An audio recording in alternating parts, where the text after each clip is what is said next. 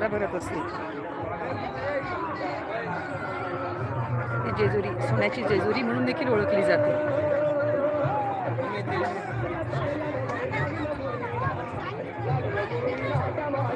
खंडेरायाला भगवान शिवाचे रूप देखील मानले जाते.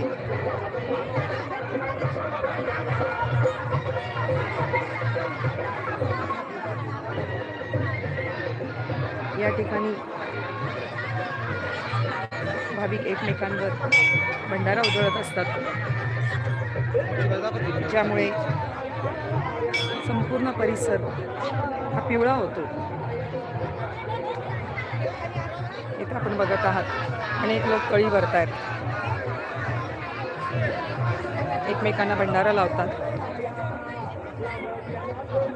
खोबऱ्याची उधळण करतात, भंडाऱ्याची उधळण करतात.